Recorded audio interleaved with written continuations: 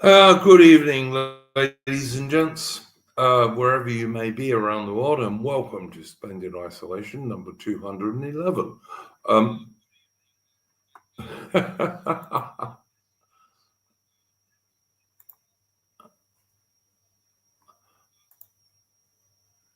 Hang on, guys. I'm doing my boomer stuff.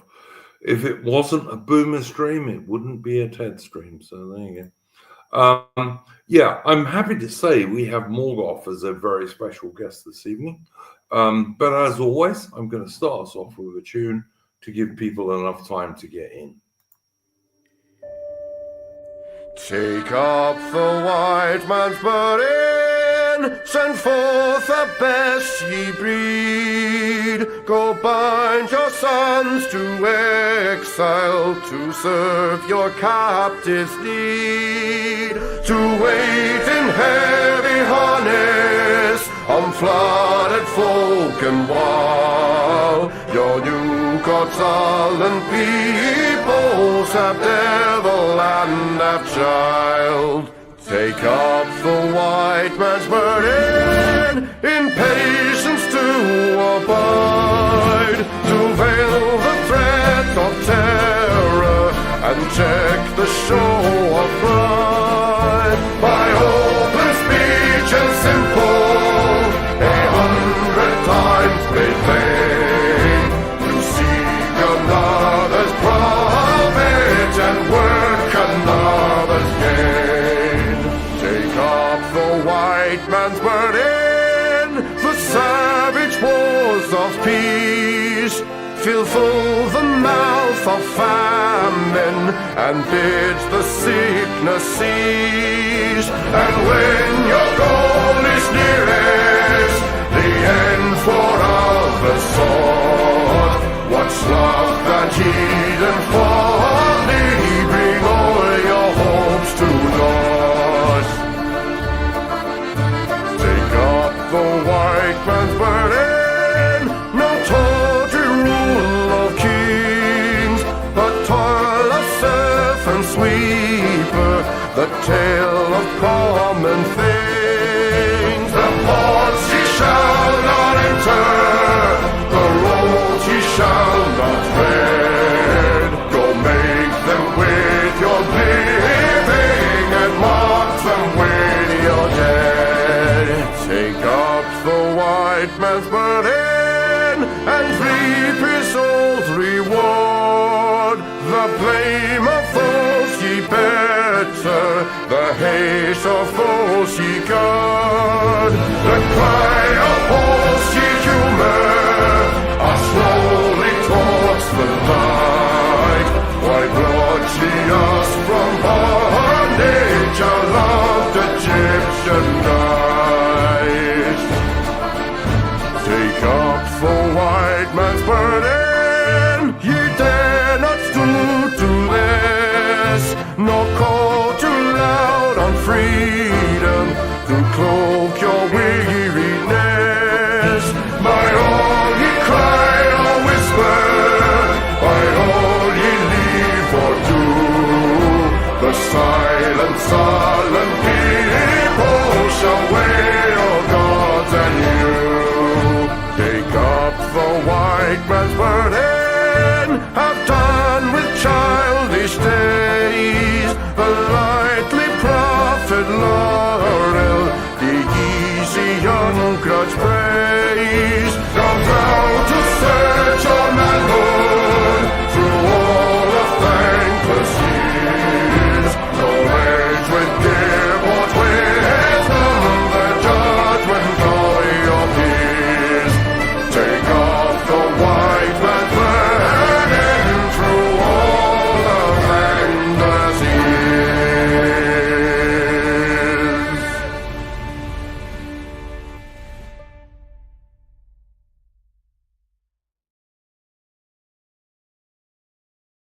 And that was, of course, the excellent Chris Gard. Go and check out his YouTube channel. I'm very happy to say this evening we have Morgoth as a very special guest. Good evening, sir. How are you going, Morgoth? Hello again, Duke. I just thought I'd jump on for a little bit and have a bit crack with what's been going on, craziness. You're always welcome, mate. What would you like to talk about first, given you're our special guest and we don't know how long we got you for, so you go for it first. Well, I mean, you invited us on to slag off Konstantin Kisin, which I'm happy to do, and it Me kind of too. Yeah, leads into the Ukraine stuff. So yeah. Go for it, mate. Well, I mean, this comes from that tweet that I did the day, isn't it? Where I said that he was like you a cockroach. rightly called him a cockroach, and he is a cockroach. I mean, what he did was he's just such a slimy prick. I just despise him. I think I hate him more than all of the influencers. There's very. I mean, what's happened is you can see the kind of the mainstream and semi-mainstream influencers are caught in a bit of a bind because some of them have leaned into being a little bit critical of Russia, and some of them have just gone full board with like sort of pro Zelensky, or they don't really know where to go. So Konstantin Kisin was on the pro Ukraine side, like whatever, because I've been critical for not. I get criticized for being a Russia shill, even though like I don't tend to speak. Yeah, me too. So like however you look at that, whatever your stance is on that situation, a lot of them have found themselves in a difficult situation now because what they're kind of doing is thinking, well, where is, to be quite honest, the grift? Where is the status? Where is power on this? What is not beneficial for the Ukrainians or the Russians or whatever, but for them and their podcasts? And so what Kissen did after the craziness in the Oval Office yesterday, I think he came out on Zelensky's side, and then he got a lot of pushback on it. And then he did a second tweet, and he says, "Oh well, actually, I've watched the full. I've watched the full 45 minutes, and actually, Zelensky was like in the wrong. He was being arrogant or whatever what he said, and it's just like really the problem that he's had is that he is now going to be on a different, on a different iceberg to Donald Trump and JD Vance and where all of the cool kids are, where all of the momentum is. And so it was just a way that, well, I'll just change my stance, that old thing where these are my opinions, and if you don't like them, I've got others. I mean, this is. And I just thought it was repulsive. Listen, Morgoth, you know this as well as I do, that Konstantin Kisin's father was one of these really corrupt oligarchs who cleaned Russia out after the collapse of the Soviet Union, and he got away one step ahead of the Russian cops, basically. And yet, all of a sudden, everyone in England and Britain is supposed to listen to this guy. And the thing that struck me is, who was pushing him? Because someone was. Because why do people listen to him rather than you or me or Mitch or anyone else? But someone was pushing this bloke. Well, and I'm puzzled who that was, to be honest. Yeah, I mean, I remember when they first arrived on the scene in about 2019, and I already had the YouTube channel, and I did it. I knew straight away what this was, and I did a couple of videos where I was critical of them, and I just got gatekeeper vibes straight away. But if you went back and you on my YouTube channel, or you saw my earlier blog posts, if you can go back and you look at the very first videos that I did on YouTube, and it's pathetic. The microphone didn't work. I didn't know how to do Photoshop or anything. It was mainly just me ranting with like a bad microphone and terrible sort of graphics and whatnot. And that's just the way it is. But if you go back and you look at the very first of the trigonometry episodes, they were all set up like from the off with really like the offers. perfect production standards. Yeah, the whole deal. production. Yeah, absolutely. Right from the start, right from the get-go, episode 1, the flawless production standard. So what that says to me is startup capital. From where, I don't know, it's not something that I've looked into in much detail, but it's clearly that there was an investment, there was some startup capital, they wanted to get it right, they had a game plan, it was all worked out with loans. And there was money behind them, as you rightly say. I mean, I don't know what you think, Morgoth, but we were talking about this before we went on air. And it's like... as you say, when we start this stuff, it's pretty amateurish. I mean, I'm still pretty amateurish. You would have seen my boomer stuff with the music. But these guys, they just started perfectly. And people have said to me, and I agree, that like the Kissing's Oppo, who does his streams with him, he just totally reminds me of a lefty overweight school teacher from when I was in secondary school, you know? Yeah, I mean, they came from the comedy circuit or something like that. So, I don't know. I know about his background and all of that. And, I mean, you know, there was a thing recently when he went up against Fraser Nelson, and he insisted that the English were like an actual ethnic group and that Rishi Sunak wasn't English. And I feel like, true. And you kind of think, well, okay, that's fair enough, I suppose. But you just know that under different circumstances, the knife would go in. Like he's right on the edge there. And you don't know, like you're always looking for the angle. You're always looking for the knife going in the back with him. I just don't like him at all because of that uncertainty. Well, I just don't understand why people in Britain listen to this oligarch's son, who, if he went back to Russia, would get arrested. And not because Putin is a nasty dictator.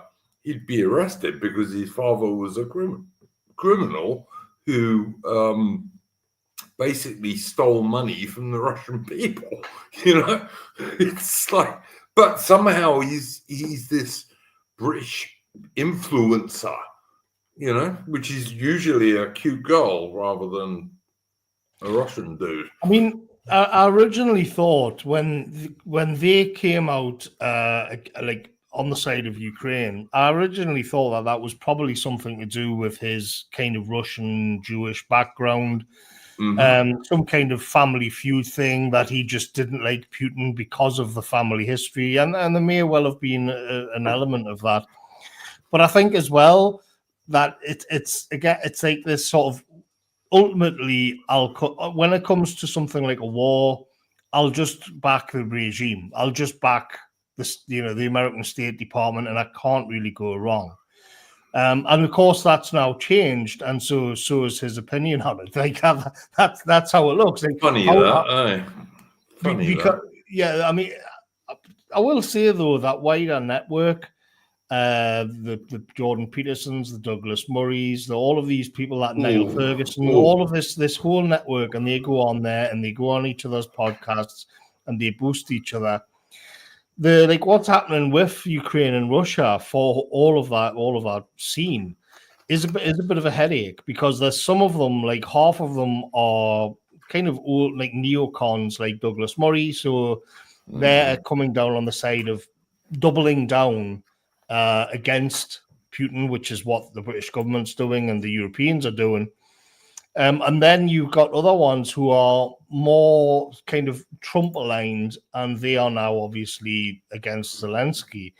And I think it's going to be interesting because that network could fracture and kind of fall apart on this. We'll see, because they love their podcasts. Maybe they'll actually start and argue and debate about all of this on it. But yeah, maybe, but maybe not, Morgoth, because they never have anyone on who would actually debate them. You might notice. Well, yeah, but that's the problem. Like now, they seem to have this problem because you're either on one side or the other. If you're in this network, like I for example, many in our scene kind of sat it out. But these didn't. All of them came down on one side or the other. So if they're going to have if Constantine Kissin has a conversation with Douglas Murray, I don't see how they get around the fact that they're on opposite sides. Interesting.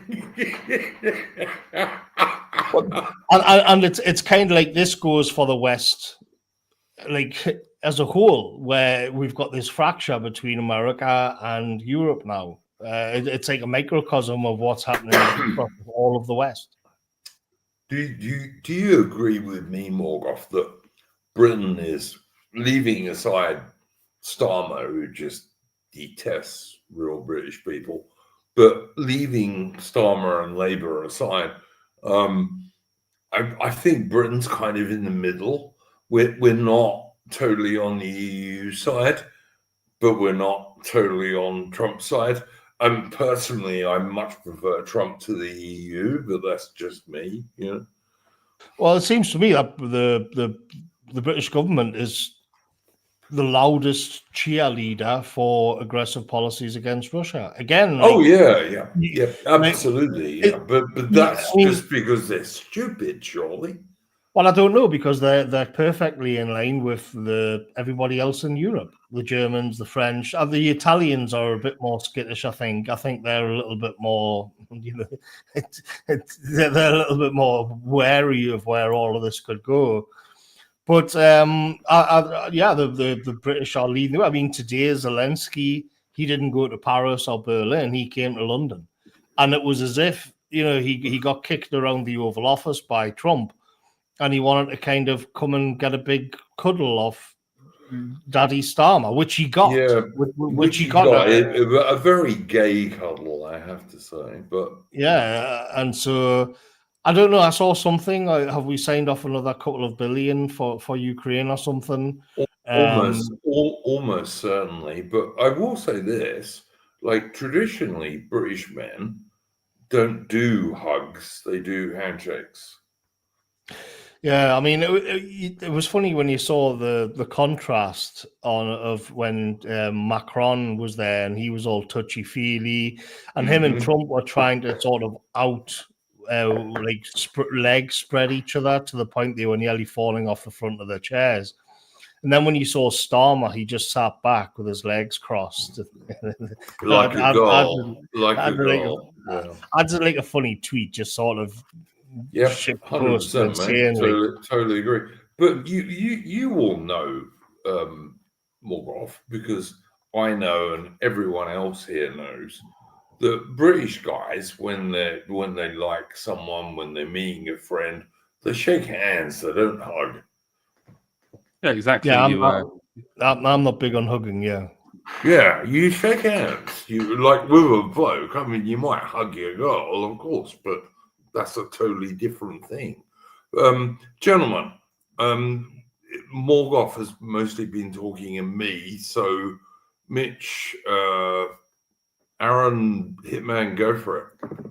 Well, just to come in with this idea, why are we supporting Ukraine and doing all these insane policies? Well, as you know, Iron Duke, I did that stream earlier this week with AM on the Great Game, and as I said on that stream, one of the reasons I looked into that is because I was trying to understand why we have such this insanely like anti-Russian like foreign policy. And AM didn't quite agree with me, but honestly, I think it goes back to the Great Game, because you've got these British elites who have like this absolutely hysterical levels of like Russophobia, like Russia is like the eternal enemy that's going to destroy like the British Empire. So we have to support these forward policies of, we've got to ally with these Central Asian khanates to block the Russians. We've got to invade Afghanistan because the emir had like a Russian officer visit them. It's just totally let's import more Pakistanis and have more grooming gangs. Yeah, that makes some sense. Mitch, what do you reckon, mate? I don't know if you heard about this, like Rachel Reeves signing that £2.26 billion loan to be paid to Ukraine, and apparently the repayments will be made using profits from frozen and presumably stolen Russian assets. That's going to make us popular with the Ruskies then. And will work perfectly given Ukraine's about to surrender. But yeah, all right. Anything, Aaron?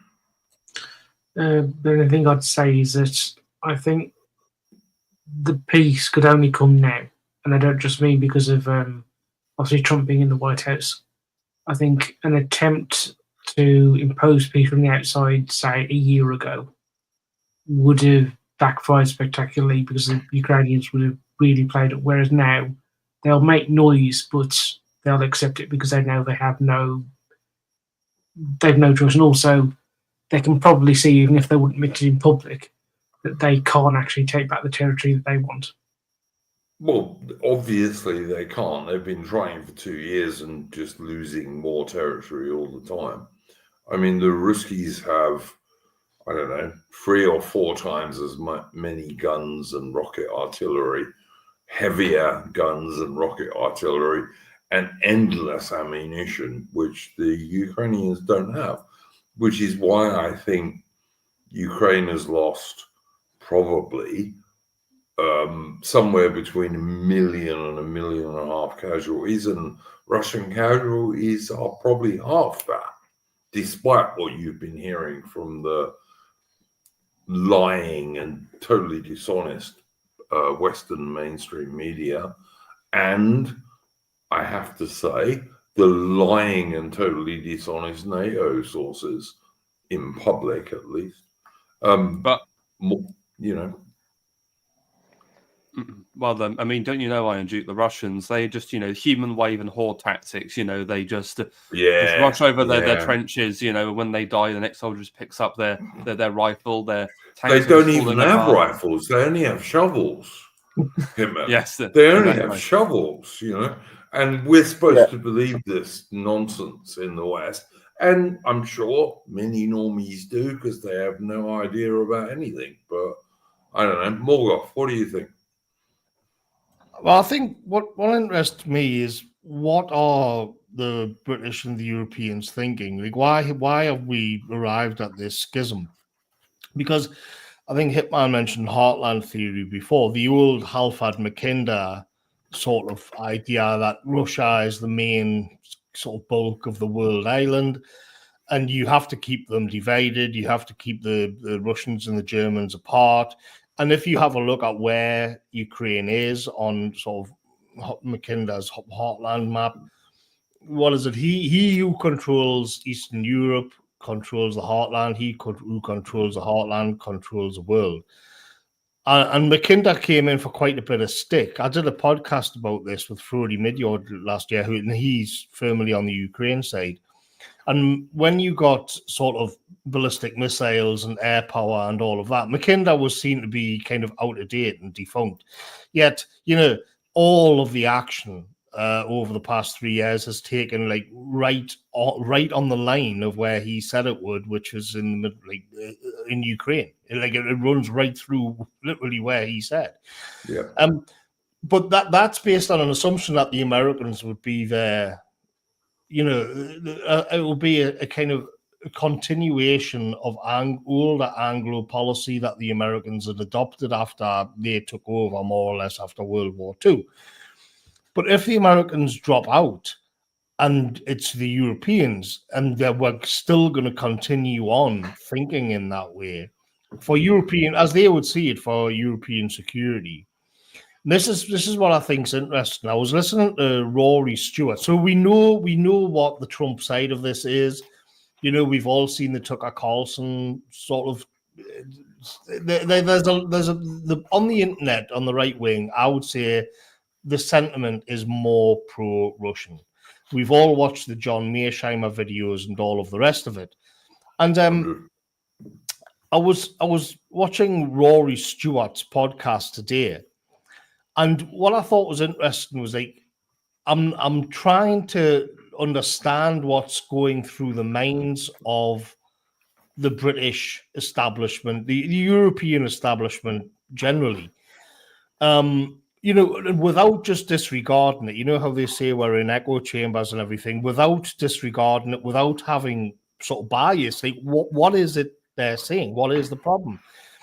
So Rory Stewart was saying now that the Americans have announced that they're washing their hands of it all, he was saying we're looking at a situation where the Russians are obviously going to know that's happened, and they're just going to barrel on all the way through all of Ukraine, and then burst through into Moldova, and as he said, gobble that up as well. And so, what you may think that's ridiculous, or whether or not the Russians can do that, or whether they want to do that, but this does genuinely seem to be what's going through their heads. Mainly because of all of their thinking is kind of World War II, everybody is Hitler. And so if this is genuinely what the British and the European establishment think, they're looking at it from a perspective that is definitely, I mean, it's kind of weird because it means the more the Americans wash their hands of this, the more vulnerable they feel. So the more that they then have to double down and say, well, we're absolutely going to hold the line. And like, if you look at it from Trump's perspective for a second, what's interesting is that, like, Trump's bet the farm on Putin not doing this.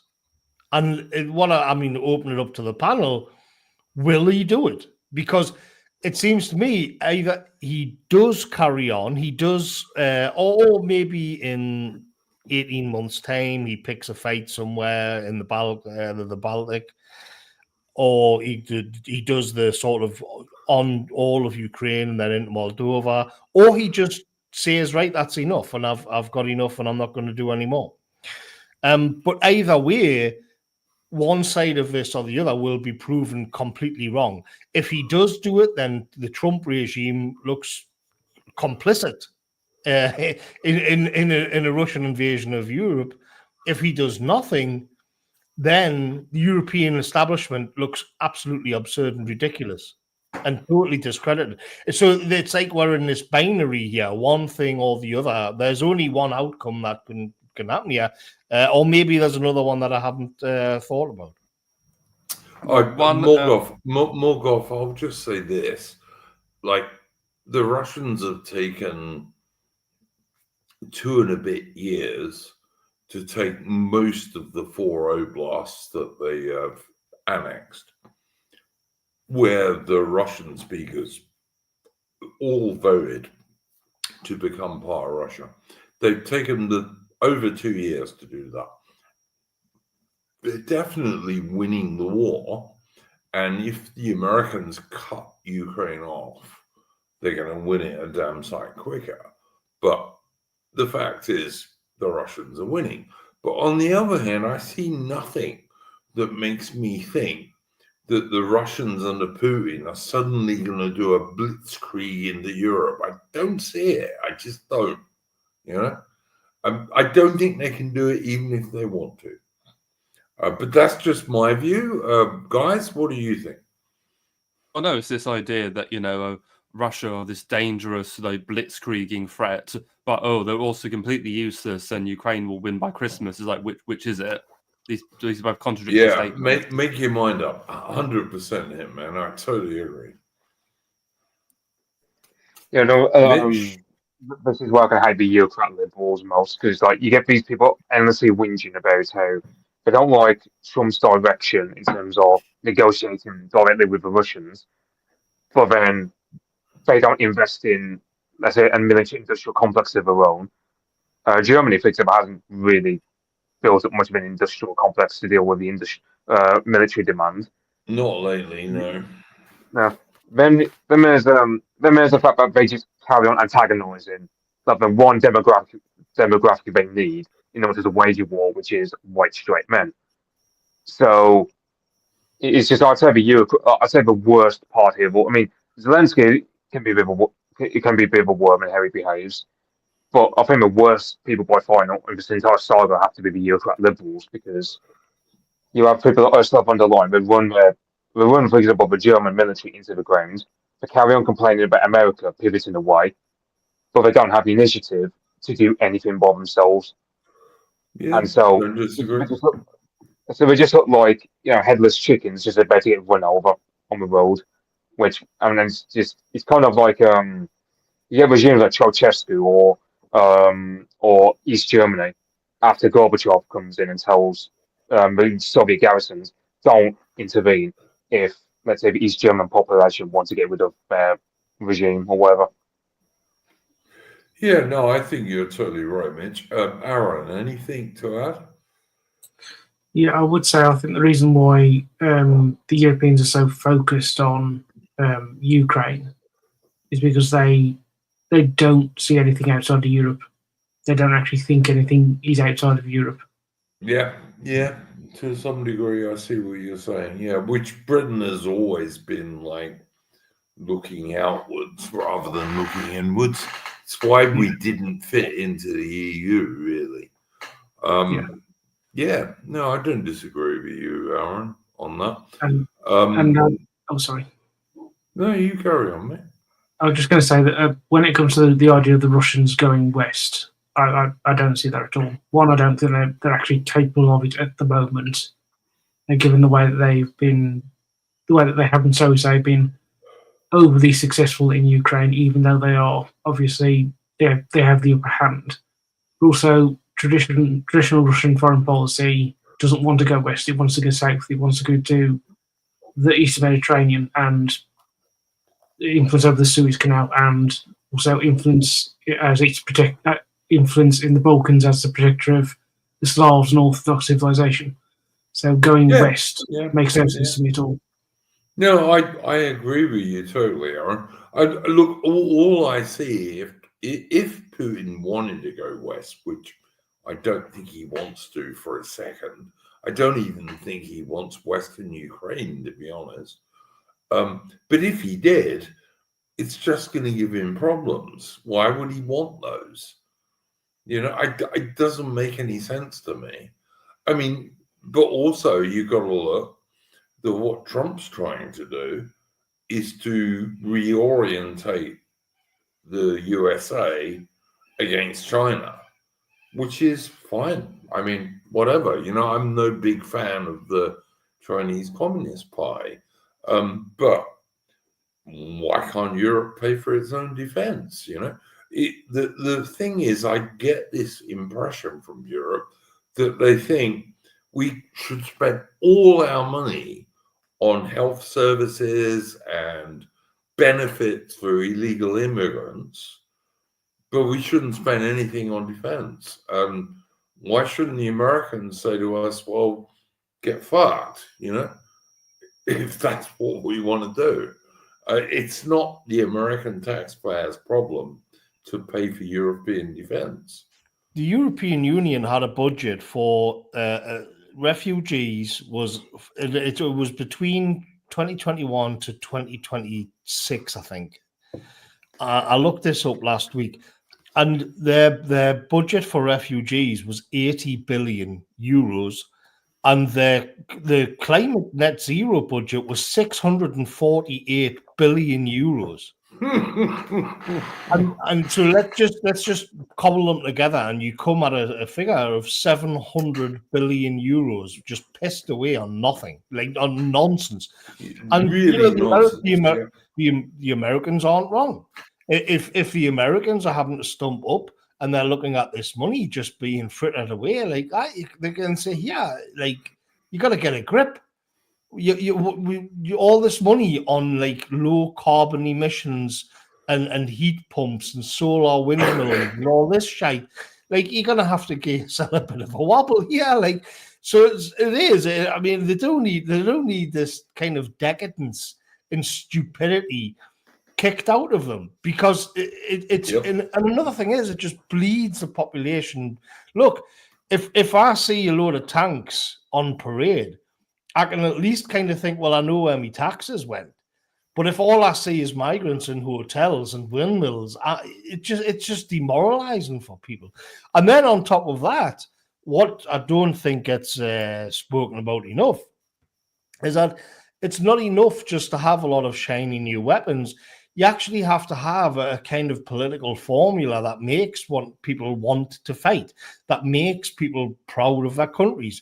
And again, this is in Britain probably more so than anywhere, maybe except Germany. They've waged war on patriotism. They've waged war on the identity of these European peoples, along with frittering away hundreds of billions on garbage. So if they want to do this, I think they because they see things just in terms of widgets. They see people just as numbers and units on a spreadsheet that can be shifted around, because things like identity and love of nation and having a sense of belonging, which you don't get in the UK, the YOOKAY. Yep. You don't get that. And so they're going to have to, it's like a root and branch workout session to have a word with themselves and put us on a proper course here. Why is anybody, I saw something today and it was like, of all of these towns in Britain, which are majority, the demographic, the 25-year-olds or younger or whatever, 18 to 30 demographic, and so many of them are like majority non-native now. And then you've got these advertisement recruitment things where what's left of the natives are being targeted to go off to war. This isn't good enough. It's just not good enough. This is one of the reasons why people aren't really that scared of Putin. They're more scared of their own government and the policies that they're foisting upon them. Rightly so. Look, I'm willing to bet, Morgoth, that you and I and all the blokes on this stream had relatives who fought in World War II and World War One. Guaranteed, we all did. Like, no doubt whatsoever. But why would you go and fight for Starmer's Britain? What for? So you can send someone to prison for 2 years for putting up anti-immigration stickers? That's worth 2 years in jail, is it?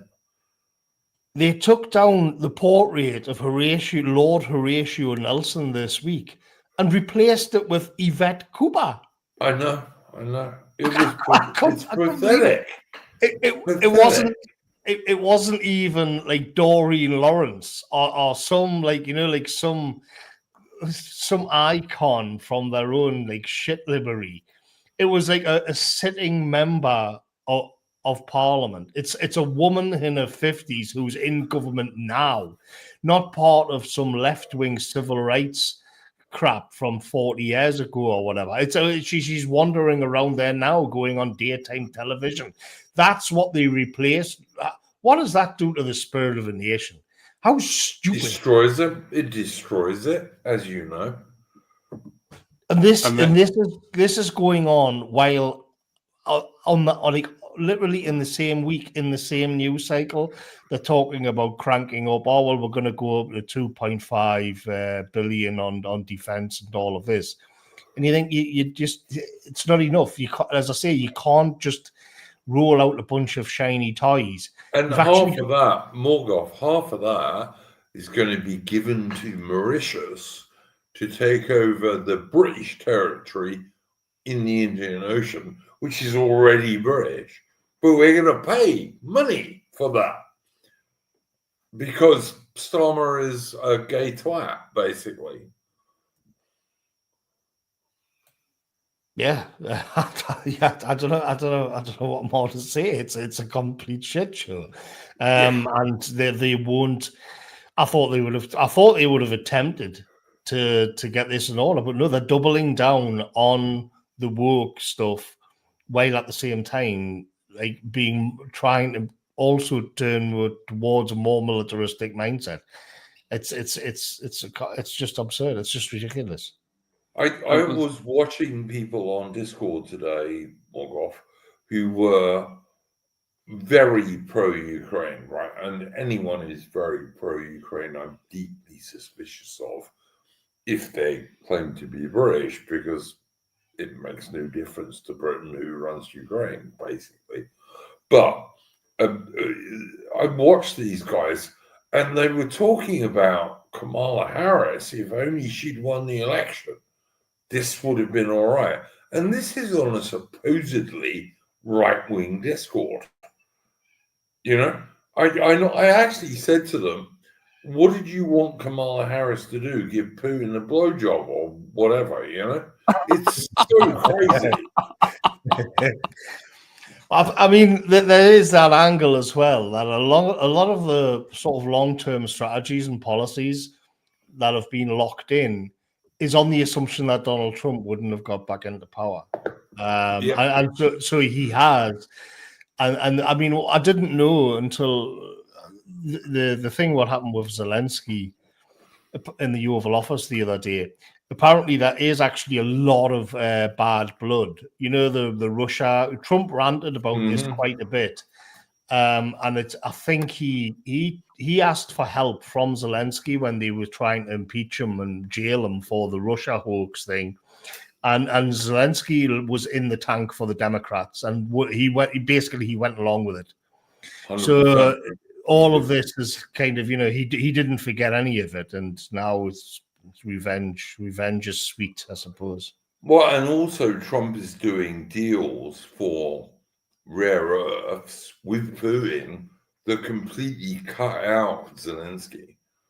And like, if the Americans say to Zelensky, well, we're just cutting off all further aid, in 6 months' time, there'll be nothing of Ukraine left. It'll all be conquered. And Zelensky knows this.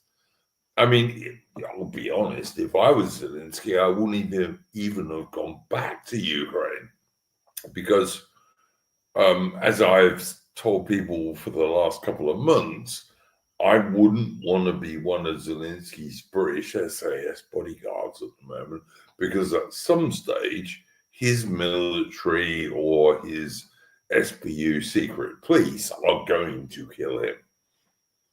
For sure. That it's just going to happen. Yeah, I basically think if someone has to tell him that you've got to resign now and you can retire nicely in a mansion in Florida, otherwise you're going to die in a few months. Yeah, exactly, Hitman. He should realize that now while he's still got the chance, to be honest. How do you imagine it'll go out? Like, because some people have hypothesized that the Azov lot, they're going to be angry with any peace deal that gives up territory they see as Ukraine. So, in other words, like Crimea, Donbass, and other areas. Or do you think it's going to be a case of he gets stronger like Mussolini? I think he might well end up like Mussolini, but that could be also part of the Azov deal that you're talking about, Mitch. That could happen as well. But I do think, like, Zelensky, I think he's insane if he doesn't get out of Ukraine right now, because he's imprisoned all of the opposition. He's banned all of the opposition newspapers and TV companies. And eventually, he's either going to get bitten by the left or the right. Azov might kill him, as you say, Mitch. But you know what? So might the left. I mean, Ukraine's lost somewhere between 1 million and 1.5 million casualties. That's the real story. Many of whom are not, they're just listed as missing, because that means their officers can still claim their salaries every month. But Ukraine has lost between 1 million and 1.5 million casualties, And Russian casualties are half that at most. Despite all the bullshit you've heard from the mainstream media and the public neo crap, right? That's the truth.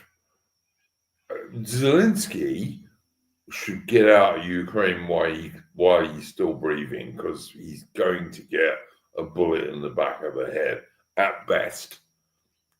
But it's funny because obviously we've got Morgoth here, and I know Morgoth, one of your favourite films is Scarface, because I know you did a stream of AA on it a few years ago. But, Yeah. it's just funny because, you know, the Rat King likes his coke, and so just imagine him in like some mansion in like Kiev, and it gets stormed by like these band of right mercenaries, and he just goes out like Scarface style, like, say hello to my little friend.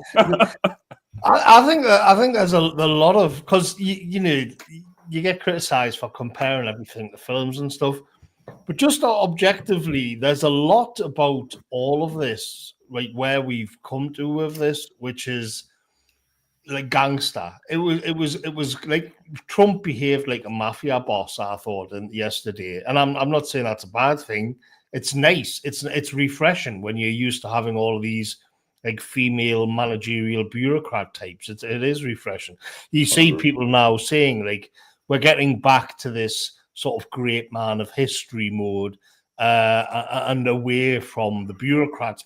In Europe, it's these kind of boring bureaucrats who are desperately sort of in a tizzy and they don't know what to do about the whole Lion, is that EU woman's name is everywhere? Ursula von der Leyen, yeah. There's Ursula another von der one. Leyen. There's another one who's kind of a bit hot from, was she Callas or some Maya Callas or something like that. There's a few of them. I mean, you think, and it's just like a kind of like a lot of the leaders in the politics in Finland. They're like attractive 35-year-old like gym mummies, and you just think like, this can't go on. This can't go on at all. We need proper leaders here. We need men in charge, for God's sake. Please. These ladies. Sorry, sweet cheeks, but we're in a bit of a bad spot here, and like shuffle off to the gym, open up a little coffee shop somewhere, because this just isn't good enough. And there's no way that the main one, like Ursula von der Leyen, she just comes across as like the headmistress of some parochial school somewhere. School, yeah. A shit school.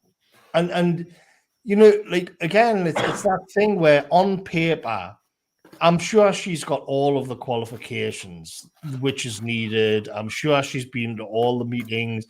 I'm sure she's done all of the workshops, but it's just not enough. They just told themselves that was enough.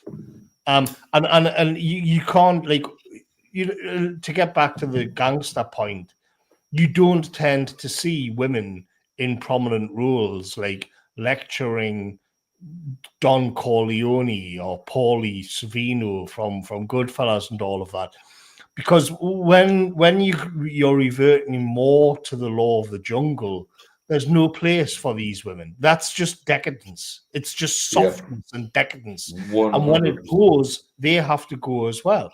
And this is why what happened in the Oval Office with yesterday. And like I say, you've noticed it with even with Starmer. Well, not so much with Starmer, but with Macron. With Macron, there was a bit of that kind of, we've got to spread our legs wide, you know, and we've got to kind of do bone crushing handshakes and all of this. The chair was too big for Macron. Yeah. And then, you know, you get to the point where Starmer was, you know, just an embarrassment. And then you see that kind of that like raw kind of masculine barking at each other thing. If any one of them was a woman, it couldn't be done. And so you see this it's out of time. It's done. We're reverting back to an older age, which is why we know. I remember when the Ukraine war first kicked off, and you had all the shit libs, and they all had like the flag in the bio. Remember, like the Ghost of Kiev, and it was just like this gigantic PR operation got rolled out, and then yeah, okay, whatever. And then you eventually you see like where what at the end of the process, we're coming to the end of it now, and it's just men like shouting at each other like like gangsters in the Oval Office. So, and I find it interesting. All of it is this kind of primitive, because that's all it really we look at with gangster movies is like But this Morgoth, primitive masculine if energy. but Morgoth, I'm sure you'd agree with me. If a woman had been there, she would have just said, "Oh, this is toxic masculinity," and that's all they would have said, and everyone would have laughed at them, because it's nonsense. It's like women don't belong in those situations at all, and we're getting back to reality, as you said. Yeah, it's under the feminine dominance that you end up with 648 billion euros on solar panels and heat pumps and Yep, all the rest of it. totally agree. Yeah, I mean, if blokes were running things, it would be more sensible, at least. I'm not sure I'd agree with it, but it would be more sensible. Whereas with women, it's like, oh no, heat pumps, these massive, great turbo fans that kill thousands of birds every year, which women don't like when they see it, but they never see it, so that's all right. But it's also interesting. Sorry. No, go for it. Sorry, it's just going on from this point, because I don't know if you saw, but Annalisa Dodds, who was the foreign aid secretary or whatever, actually resigned because Starmer cut the foreign aid budget and used it to raise defense spending. And it's just so feminine, isn't it? There's this woman, I resign because you're going to spend my foreign aid budget on defense spending. It's like, it's such a flaky feminine thing to do. It's like the thought of actually manning up and spending money on something sensible. I'd just like them all to resign, frankly, but I mean, that's just me. I mean, all the women, including Starmer and Lammy, of course. But, I mean, how is Lammy British Foreign Secretary when he detests and hates Britain and makes that clear everything he ever says? He detests and hates Donald Trump as well. When Donald Trump came over, I think it was 2017, and they had that big balloon up of Donald Trump like a squealing baby in London. And David Lammy was like, "Oh well, if Donald Trump comes, I'm going to go out there and join the masses protesting against him because he's a fascist KKK white supremacist dictator." And they were all like, "Oh, we're not going to back down in the face of this bully," and all of that. And then you see him, and they all did it. They all did it because they thought he was finished. Starmer had a lot of things to say about him as well. And then you see David Lammy just sitting there and just button-lipped the other day, nodding his head, at the court of the king. Like that's just pathetic. Absolutely pathetic. A lot of the stuff they believe, it's the same like you're seeing the woke being put away. And there's a lot of these leftists, and you realize actually they just didn't believe in any of this shite.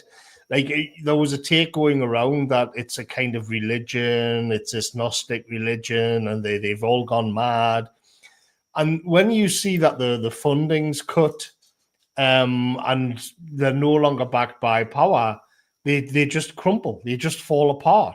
And so you get Ash Sarkar was another one where she was like, for the last 10 years or something, she was like the absolute vanguard of anti-white stuff, the trans stuff, all the rest of it.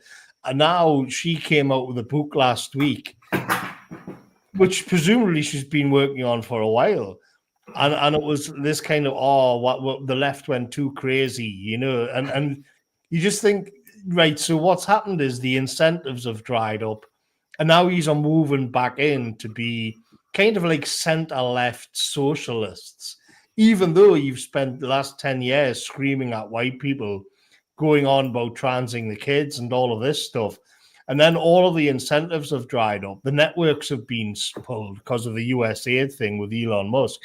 And you find, well, again, like, oh, well, those are our opinions, but now we've got other ones because that's what's going to get us clicks. That's what's going to pay the bills. Yeah. And it's you know, you get this kind of Wizard of Oz thing where you think there's going to be this great beast, and you pull the curtain back and there's nothing there. Well, I mean, there is somebody behind the curtain, but in this case, just in case of these lefties, they just don't care. It was all just a fad. It was all just status, just hollow. Asha Carr is supposedly now a pro-British black woman, supposedly, but whatever. I saw a great take on that. Someone was saying, at this rate, she's going to be a GB News presenter in 3 years and a leader of the Tory party in 10 years. It's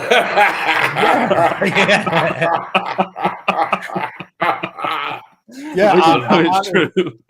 I added the Conservative Party and said, "Have you got Asha Carr on a shortlist for future?" I mean, it makes you laugh. Give me a second. It makes you laugh because the Tories went all in on woke, just months before it all fall apart, just months before it was just yanked. The Tories went all in on it, and they're stuck with that leader that they've got now. This is one of the things, though, Morgoth, is that like you and I could see what was going to happen, and these twats couldn't even see it. That's the funny thing, They thought Kamala Harris was somehow going to blowjob her way into the presidency. It's so bloody crazy. Well, I mean, Monica Lewinsky thought she could blowjob her way into the Oval Office, and it worked out for her. Yeah, but a bit different, She wasn't the Democratic running person. But it's all of us could see, I don't know, at least 6 months before, and probably 9 or 12 months before, that Trump was going to win by a lot, because the Americans have basically had enough of bullshit, which I also think is true in Britain. And when we get our next general election, I think that will show. But, it was obvious months and months ago that the Democrats were done. Biden, who was senile, was done. That stupid woman who only got anywhere in politics by doing blowjobs was done. They were all done. And yet, somehow, the British and Europeans thought that wasn't true. The British and European elites, they thought, no, that's not true. And Trump is not going to stop this losing war we've been doing for 2 years and losing. But where was their realism? This is why I have some hope for Britain. It's because the guys who are against us, like Starmer, all the Labour Party, and all the so-called Conservative Party, they're all against us. But they're so dumb, I think we might actually be able to win. Well, yeah, that's probably the best case example of how we're in pretty much like a 1989 position where we just got a bunch of intellectually bankrupt elites whose main sponsor in America is gone. I can imagine Britain, for example, is probably in a similar moment to Romania in the late 80s, where Gorbachev's in charge. He's turning back a lot of the Soviet states' entanglements. And in so doing, it just gives a permission slip to the likes of ourselves to get rid of someone like Starmer and bring in someone like Farage. which problematic as Farage can be, like he's too much of an Atlanticist at times, and he's walked back his stances on Ukraine quite a bit since the election. Like he's the best officer we've got. Yeah. Yeah, I'll take him a million times over the so-called conservatives under their Nigerian leader or the Labour Party. Starmer, as you say, Mitch, has his problem. Sorry, Farage, as you say, Mitch, has his problems, but not anything compared to the so-called conservative or Labour leaders. It's interesting that Farage seems to be more pro-Ukraine than Trump. Like he's back as in America. It seems to be every now and then on these when it comes to a crunch point, I think Farage loses his nerve, and he kind of. It was the same with Tommy Robinson a few months back, where Elon Musk was pushing hard for have Tommy Robinson join Reform and all of this. And Farage, I mean, by the way, in this one, I thought Farage was correct to distance. Me too. I think that was the smart play. But you can see that at these sort of crucial points, Farage seems to back away, or he seems to. And I thought he put a tweet out today where he was basically taking the side of Rory Stewart and the British establishment on Ukraine against Trump. Which is strange because you think, well, I wonder what the angle is here. Yeah. The danger is I think that what you could see with the Tories is that the Tories get rid of Kemi, which is going to be the first step. They'll then stab all of their friends in Europe in the back. I mean, they don't have the connections in Europe that Labour do, I don't think, but they'll kind of stab all of that crowd in the back, and then they'll go on about immigration. They'll shore up all of the support. They'll come out hard against immigration, and then they'll stab all of their voters in the back as well. So it'll be like this 3-step betrayal, like betray their own diversity here, betray the Europeans, then betray their own base again. And it may work for them. You may see them come back with a bang, to be quite honest. But it's just the unending contempt and hatred that I have for the Tories, and I just want them to, look, I totally agree, mate. That's. But I think you're quite correct. That's a possibility, and it is very true that Farage, when he has a line to cross, is often a bit reluctant to do so. I think that's a pity, but yeah. But having said that, I mean, I think the British public are mainly supporting Ukraine, so that there is an element of realism there, regardless of what he thinks about how it all. He came out and said something a while ago, actually, and the establishment came down on him like a ton of bricks. Yeah, I think he did say Ukraine kind of started the war, which they did in 2014 with the USA CIA-backed coup, for sure. Yeah, and the reality is that the British public seem to be, because they're being bombarded by the BBC, the masses, they see, whatever your view on it is. They go along with the establishment line. They're against Putin. They'll forget it, Morgoth. Well, once the point is out of the news cycle, they'll do the goldfish thing and just forget it. But it depends on how Reform's base is viewing what's going on. I suspect they'll be a little bit less pro-Ukraine than, say, Labour's base. But the point that I'm making is it could just be that Farage is just kind of following his own base on some of these things. Yeah, you might be right. You're more sensible than me on some of these things where I'd just say, oh, fuck it, Ukraine's the most corrupt nation in Europe. Tell them to fuck off. But I think you're right, Morgoth. I'm sorry, you were saying something, Hitler. Yeah, just to come on the idea of the Tories like having this like disgusting like comeback from like this triple betrayal. Well, it's important to remember that people love to point out the fact that Labour sent all those activists to America to campaign for Kamala Harris, and what a stupid move for Starmer for allowing that to happen. Well, don't forget all of the simping various Tories have done for like the Democrats in America and have counter-signaled Trump over the years. Like you made Robert Buckland, the former Justice Secretary who lost his seat at last year's election. Do you know what he did after losing his seat? He spent his time campaigning for Kamala Harris in America. And so, honestly, Wow. if Trump's not aware, people should make him aware, so like he doesn't let the Tories just get away with it if they come back in under him, because they've just proven to just be as despicable on that front as much as Labour have been. Easily as despicable. Yeah, totally agree.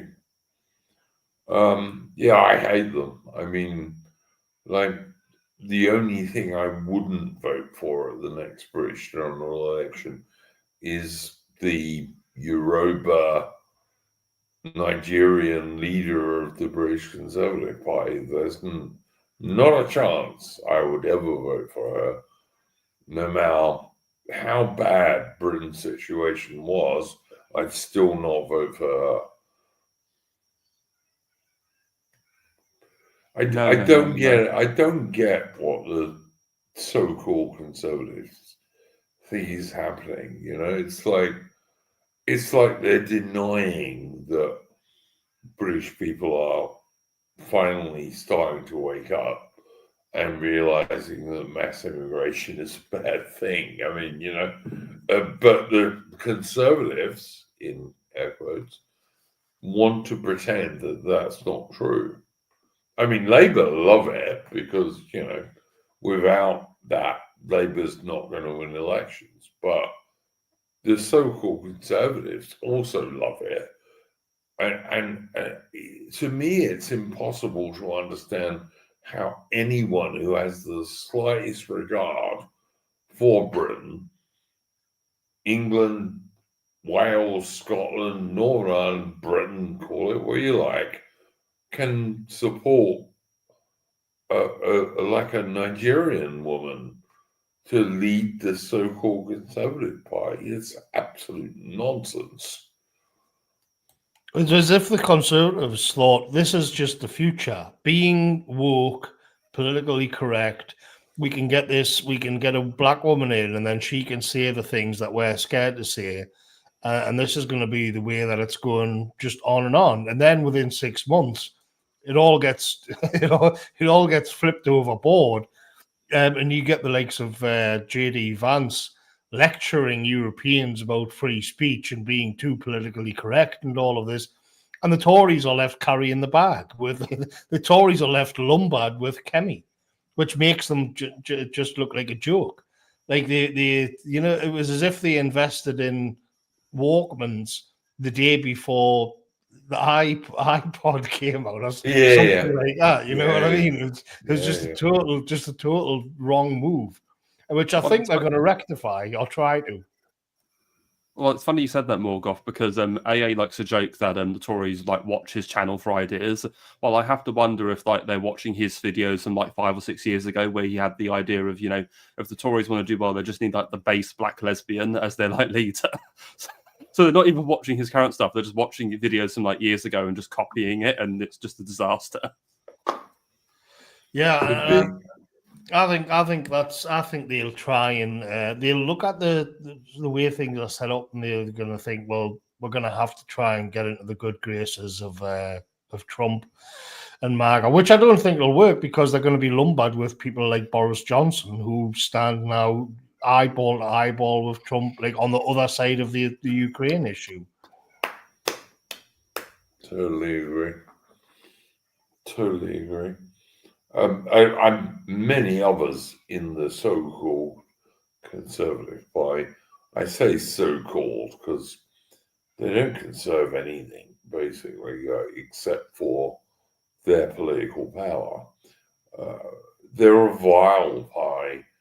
I want to see them destroyed, but I also want to see Labour destroyed because they're equally vilely anti-British.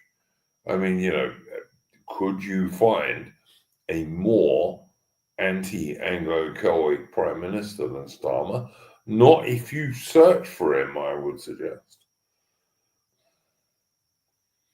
This is what's weird about Britain, is we keep getting these political leaders who totally detest and despise the real British people.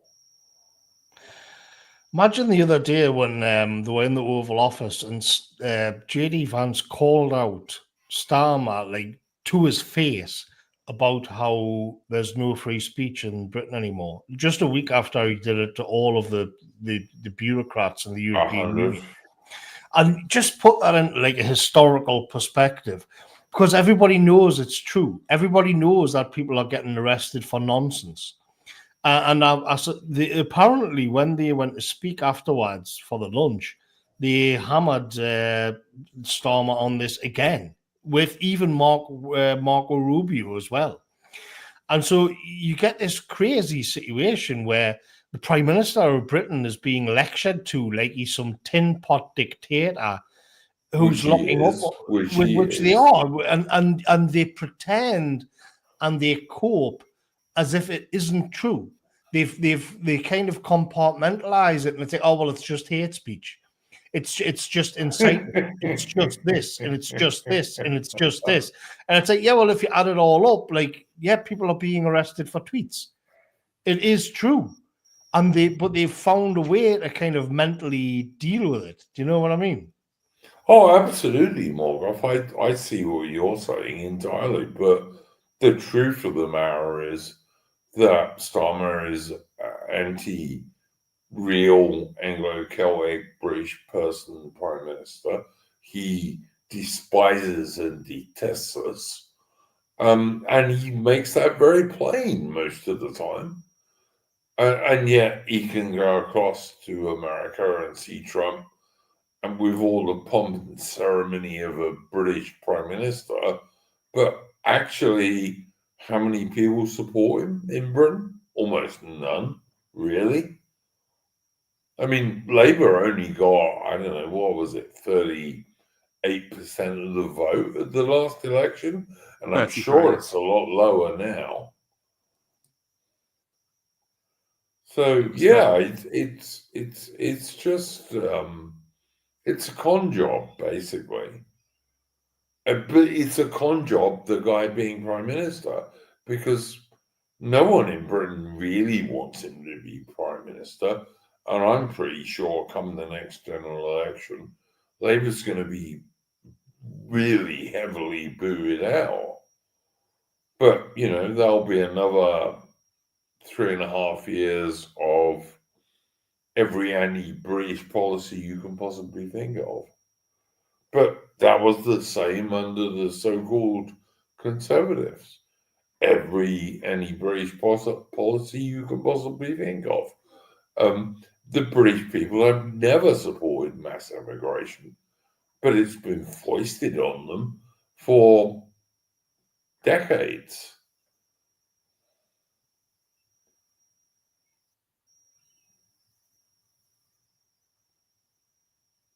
Come on, guys, say something. It's otherwise dead air. Yeah, yeah, that was an awkward moment, wasn't it? I'm busy getting a drink poured for us, but yeah, and the immigration thing is another thing which they're mentioning. I do notice though when they bring it up, they always mention illegal immigration, but I think like the new American regime. But it's kind of like you get the sense that it's coded in a certain way where they mean just like non-Europeans, basically. And like I could get pulled up on that, and people will say, "Well, that's not the case. It's the H-1B visas," but it's just the way they talk about mass immigration, and then they'll add in the illegal bit, almost like as an afterthought, as if to say, "Oh yeah, I have to put it in kind of legalistic terms." I don't think it's that in Britain, Morgoth. I think I mean the Americans. I think it's all mass immigration. It's not just the illegal stuff. Yeah, the illegal stuff is really annoying. It costs the British taxpayer a great deal of money, but I think it's all mass immigration. diversity is not our strength. It's an enormous weakness. And we're losing our country if we don't stop it. Yeah, what I meant though was the way the Trump administration are talking about and framing it. Yeah, for sure. Yeah. For sure. I mean, Trump is Trump. But I know from speaking to Americans who are MAGA supporters that really what they want is pretty much the same as in Britain, like an end to all mass immigration, illegal or legal. That's what every sensible person wants in every single Western nation. I mean, you will have watched, the same as I did, Morgoth, the recent German election. And the East Germans all voted very sensibly. And of course, what they got was the guys who won doing a deal with the guys who lost, so they end up with the same bloody government as they had before. Yeah, and they're proud of it as well. The bureaucrats of Europe are like, they will see that this kind of deliberate thwarting of the will of the people, and they're proud of it. They're proud that they do that. They even call it, say that they're reinforcing democracy. Oh, yeah.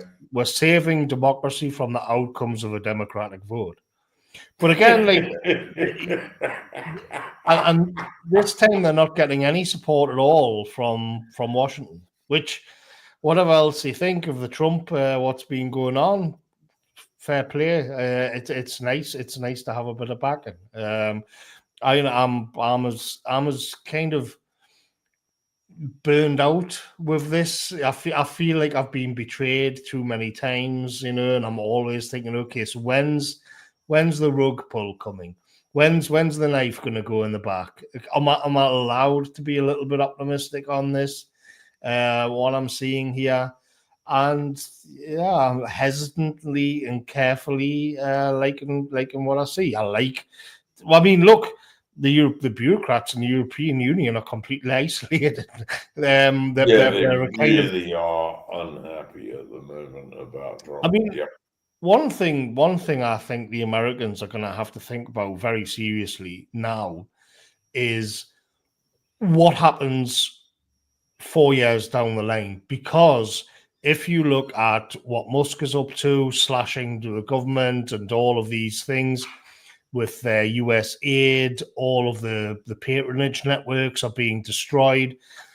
Yeah, this is really hurting the American left, the American Democrats. They're genuinely inflicting pain on them, which I've wanted a right-wing regime to punish the left like this for as long as I can remember. And it's actually happening in America. And the danger for me is, like, if you lose power, there's going to be hell to pay, like absolute hell to pay. There's that thing with it's like a Machiavellian thing where you're going to have to basically finish your enemy off, because if he gets back up and he comes for you again, they're going to come back with more than a baseball bat here. They're going to come back with a rocket launcher. So you're going to have to make sure that they don't get back in power, because the pain that they're going to inflict on the right wing in America after this rodeo, good God. I mean, and we've got years left of this, years left of laying into the left. And if they get back in power in 4 years' time, they're going to lock up MAGA. They're going to go crazy.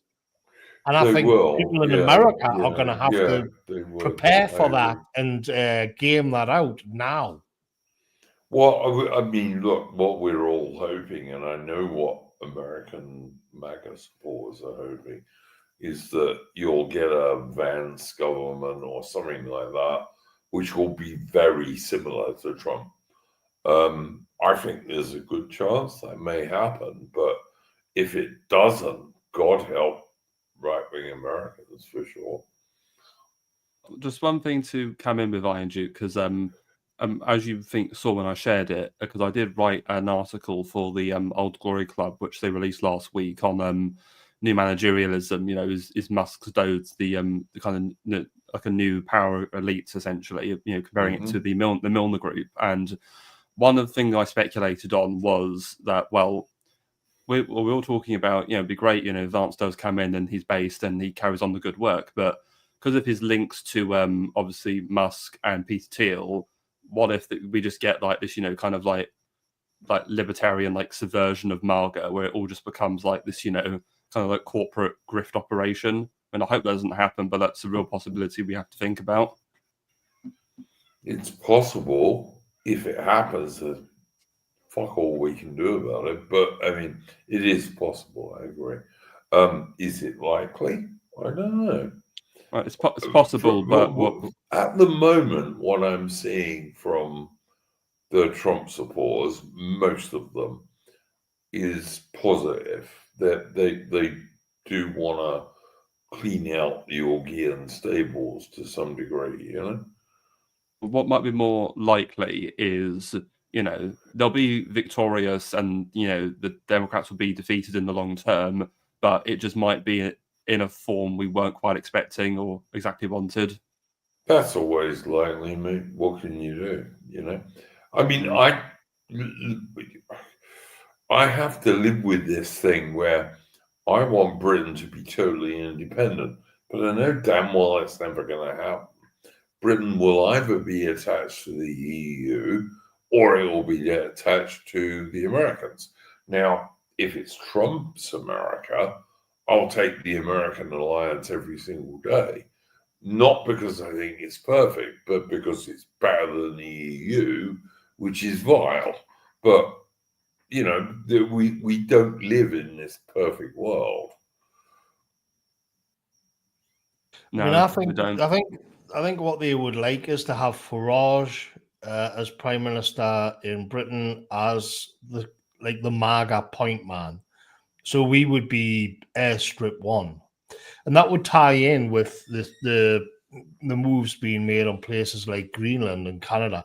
I don't think that's just a troll. I think they're serious about that. I think I wrote about this. They're turtling. America, the multipolar world, is is on its way, and from if you're playing a video game or something, a strategy game, and you have a look at it from America first perspective, you want actually to have Canada and Greenland locked down. There's an older Cold War strategy. It's called the something gap. Military men might be there's something. It's the Greenland, Iceland, Yeah. Shetland, UK gap. Yeah. So there's a kind of string, and that has to be defended. So from that perspective, if you just wanted to turtle and go in a defensive mode, you cut the US aid. You're not going to play like a stretch game anymore. You're not going to have your tentacles everywhere. What you're going to have is a blob centered around the North America, and then you're going to have Greenland, Canada. I think he's serious. I think this is what they want. And so what you do is you've got a massive amount of resources. You've also got resources in Greenland. And then on the Greenland gap, you can fortify that along the way on that little archipelago leading down towards Scotland. You get Farage in as the point man, as Prime Minister in the UK. And you're kind of set to just reap the rewards. It's interesting that there hasn't been much talk about putting tariffs on Britain, for example, but they are getting placed on the European Union. 25%. I think this may also explain why Starmer got such an easy ride of it, and it's because they don't want to alienate the British. They want the British as the airstrip one, which, to be honest, it has been since World War II. Even when we were in the European Union, it's why the French didn't want us in. And so I think that's what they're going to try and do again. And we will be like the furthest outpost of the American empire. Yeah, don't disagree. I think you're probably right about most of that, Morgoth. Yeah, on the other hand, I'll take Trump's America over the EU any day.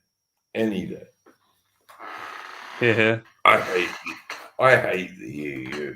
I am just waiting for something to happen in Germany or France to break it up. Which, if the AfD wins in Germany, or if Marine Le Pen wins in France, that's the end of the EU, basically. If Germany or France leaves, it's just going to break.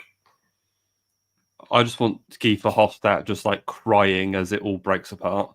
He's such a disgusting me too. figure. Me too. I want to see him cry, like a gay guy, like he is. I want to see him cry, and everyone else who supports it. I want to see them all cry. But yeah, if Germany or France leaves the EU, that's the end of it. Like Britain left, but Britain was always, as Morgoth was saying, kind of semi-detached. We were never really part of the EU.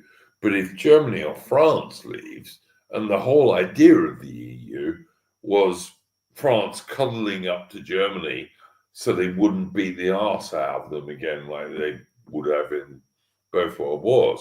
That was the whole point of it. So if Germany or France leaves, that's the end of it. And all these silly little countries don't matter, No, certainly. That's my thinking. And I pray and hope for the day that happens. I want to see the EU gone and Europe back to what it was, which, all right, the French are going to be scared of the Germans. The Germans are going to be a bit scared of the French. The Germans are going to be worried about the Russians. Fine. Don't care. That's all right. And none of the other guys will count for fuck all because, all right, Italy is, second-rate place that will do second-rate stuff. But, I mean, whatever. But that's just me. It does make sense for Germany. Germany had a sweet little energy deal going on with Russia before all of this happened. At one stage, yes. It's funny. It's funny how to get back to Mackinder again. That's what people say NATO was all about. You keep the Russians out, the Germans down. And so that's exactly what they've done. When they blew up the Nord Stream pipeline, it would sever the link, that energy link between Germany and Russia. Who do you think blew it up, Morgoth? Either the Ukrainians or the Americans. I'm almost certain it was the Americans.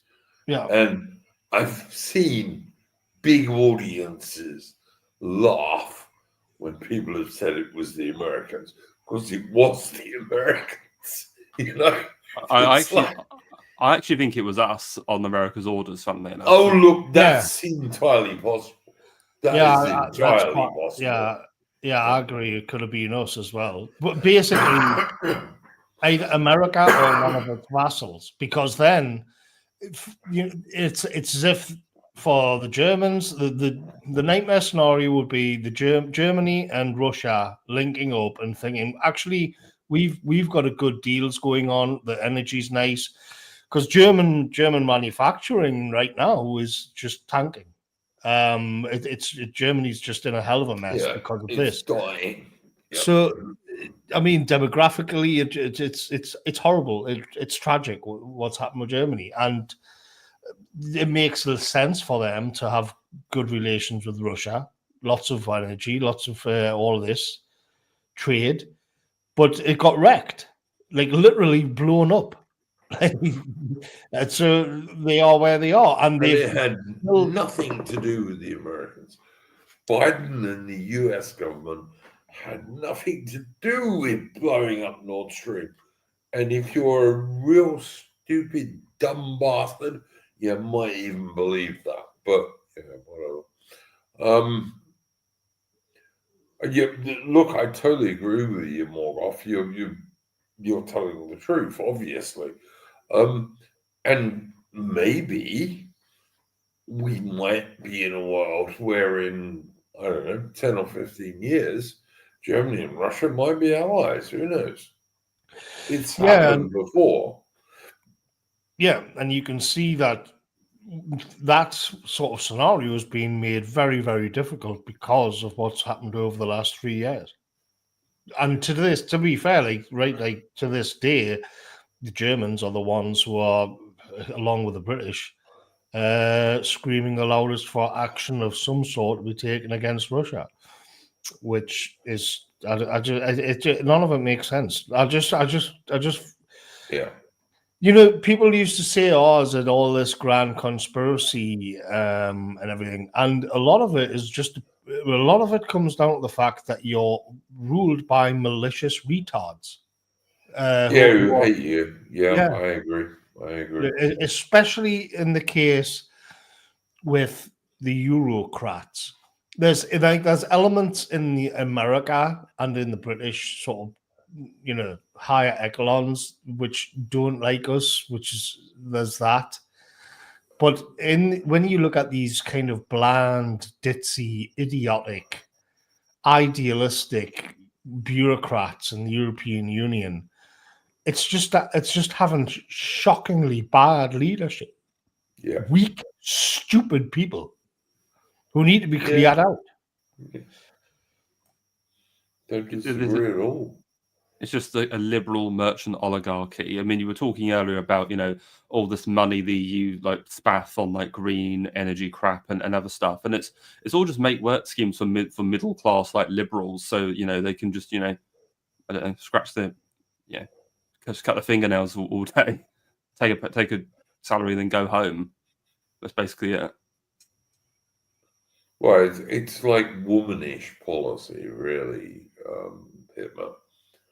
It's just womanish policy. And the funny thing is, you see, women get involved in politics because, you know, it's there. But ultimately, they do what's popular. Like, if politics changes, so will women. I had someone on a Discord saying to me today, "Oh, our women will never agree to this." Bullshit. As soon as it becomes popular, most women will agree with it because that's what women do, you know? No, exactly. And apparently, Aubrey thinks some of us need to run for office. Well, she's not wrong, but I'm never going to do it. I'm too old. But yeah. I'm a scholar, not a leader. There you go. You're drinking and I'm too old. So there we go. It's down to Morgoth, basically, or maybe Mitch, or maybe Aaron. I don't have very good social skills. I'm not good at organising a network. I'm like that, mate. You're more of a folk hero, Morgoth. I'm more of a what? You're more of like the folk hero of the right. I don't know about that, like, but yeah, I'll take it rather than kind of campaigning on politics. He's pretty popular. I remember that great video he did about a tree. Not many people can do a video about a tree and make it really cool. And Morgoth did this video about a tree that had probably been there since Anglo-Saxon times. Damn cool video. Yeah, that was one of the earlier ones. I got a lot. I got like 120,000. I think it just hit the algorithm, or it's something went crazy with that video. No, it was good, mate. It was good because you were talking about how it was there like 700 years ago, and you were quite right. It was like there was a wall. I know exactly where it is. It's not far away from Blythe, and there was a wall that had seemed to have been there for hundreds of years, like an old stone wall. But the tree was growing out of the wall, and so it was really the age of the wall that kind of boggled my mind, where you could see that the roots of the tree were coming out from, like, sort of pushed through between the brickwork of the wall. Mm-hmm. And then the tree itself was just like this ancient thing, and I thought, well, how old is the tree looks old in itself, but how old is the wall then? So yeah, England is old, very old. I called it, kind of ripping on a little bit of Lord of the Rings. True, though. When the elves they go into Galadriel's woodland. True, though. I tell yeah. you, Morgoth, I watched Henry V yesterday with an American friend of mine. And what struck me about it was that the clothing and the armor and the weapons were absolutely dog shit and terrible. I mean, obviously great writing because it was written by William Shakespeare, but everything about that movie was shit, apart from the rain. It's strange. I mean, I've seen that I think I saw it about a year ago, and I quite like that version, the Kenneth Branagh one. But I've not seen any other versions. Look, it's a pretty good movie, but it's only a pretty good movie because of Shakespeare's writing. The costumes in it are crap. Like, that's not how medieval people dressed. The armor in it is totally crap. And the very few weapons you see in it are totally crap and don't look anything like what they were really using.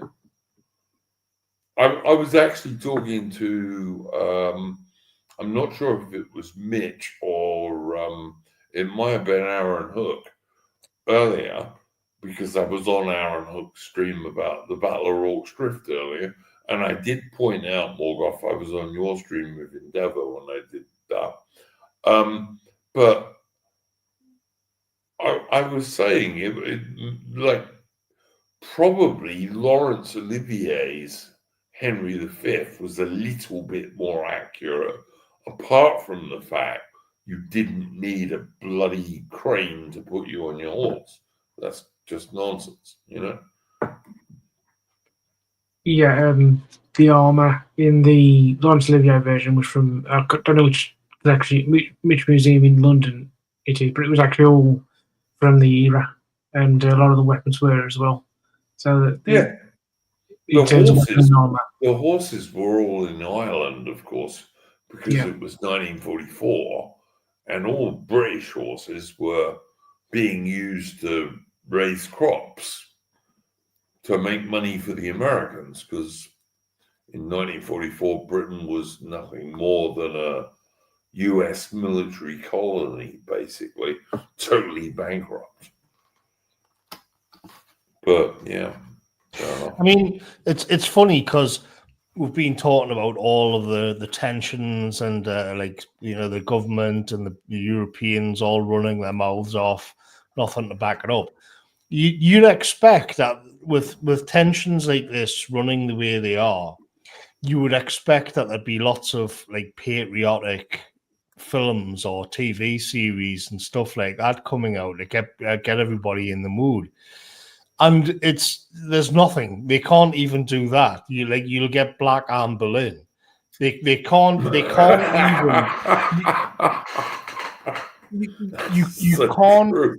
They can't. Because look, if we're honest, a lot of the stuff which came out in the 1940s, even when it wasn't explicitly about war, it was patriotic. I'm thinking of something like Scott of the Antarctic, the John Mills one, which I love. Yeah.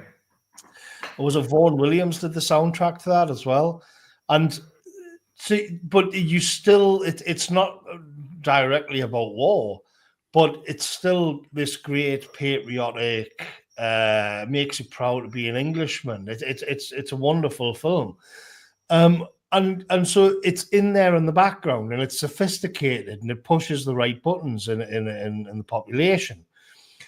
But they can't even do that because they'd have to put a load of woke bullshit in. So even the propagandas would be demoralizing. They can't do it anymore. We would have demoralizing propaganda. This is why I said, like, if the Russians wanted to spread counter propaganda to demoralize the population of Britain, they would just have to show us our own media. Yeah. Like our own media has already done the job. Did you ever see that awful bias brainwashing corporation thing called Rogue Heroes, Morgoth, No, about the SAS in World War II? no. It was terrible, okay? And one of the senior officers was an Irish dude called Paddy Mayne. And he was a really brilliant officer. He got in a few fights, like punch-ups, but he was a very brilliant officer. I was talking to guys on my Discord earlier today and saying the Royal Navy, when Britain and America was going to invade Italy, wanted to take out this big Italian coastal gun battery. So Paddy Mayne and his oppos planned it. And they lost one guy dead and one guy wounded. They killed about 200 Italians and captured about 600 Italians.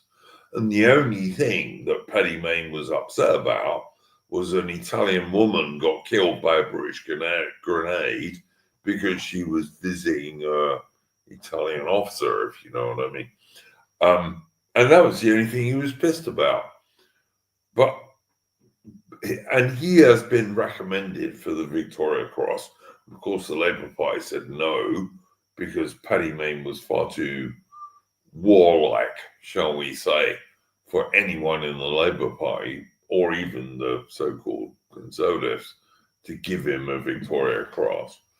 And I've seen all these defence people who have been telling me for the past 3 years that Ukraine's going to win, boys, which people like myself and Mitch have said is crap. And strange to say, we were right. But yeah, you can't even do good propaganda anymore, because anyone who is vaguely pro-British, you have to not talk about them or pretend they were black or brown. I watched this like a series a few months ago called it was called Say Nothing, and it was about the troubles in Northern Ireland, and it centered on, it was a true story. One of the women's still alive, and it was two young girls basically who got wrapped up, and they became prominent in the IRA. And they did one of the big bombings in London outside of the High Court, I think it was. So that was, you'll know the Duke, was it? There was a big bomb that went off at the High Court in London. Yeah. And so you got into it, and it was set in the 70s mainly, and then you followed the life story all the way up to like the turn of the millennium. And one of the things that I found strange was that so it was historical, but not, it was like 40 years old, and then you come into more recent times, but most of it was set in Northern Ireland and in Belfast and out in rural Northern Ireland and Ulster, and it was 100% white, like and like Irish, or when they needed it. And so, but you did have the British soldiers who came in, the British officers, because they had a role in it as well, and they would all be white as well, and so it was accurate. It was accurate. It accurately portrayed how things would have been in that way, right? But then when they went to London to carry out the bombing of the court, all of a sudden, and I was thinking to myself, this is weird, because this is less diverse. This is like in 1978, and there's like zero diversity on this. This was a new series as well. It was just a few years old. It's just a few years ago that this was made. If that, I think it's just a couple of years old, in fact. But anyway, so when you saw Northern Ireland, it was like completely correct. Like demographically, ethnically, it was correct. And I remember thinking to myself, this is weird because how did they make this and get around the diversity quotas? Like, is there not all these quangos, and is it not like Ofcom to make sure they've got like 15% non-white, even when because we've added, and you watch something which is Charles Dickens, and that's like Morgoth, I'm sure it occurred to you that white guys killing white guys is okay with it. well, I'll tell you, I'll tell you that's true, but I'll tell you what they did do when the bomb went off in London. There was a whole thing where they had to drive the cars from Belfast, then down from what's that port in Scotland called, and then they had to go all the way down to London.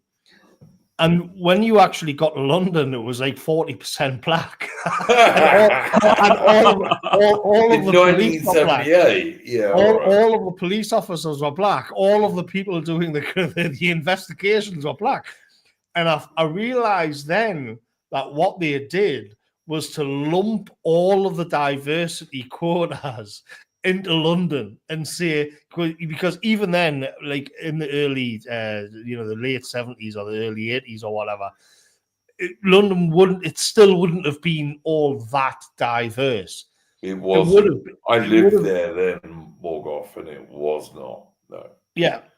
And so what they did to they kind of fiddled around with the demographics and with how they do the diversity quotas. And then the writers and the producers must have thought, well, I'll tell you what we'll do. We've got like this 10%, 15% sort of diversity quota. We will sort that out when we get to London. So when you went to London, everybody in London, and you can kind of get with it because in people's minds it is more diverse.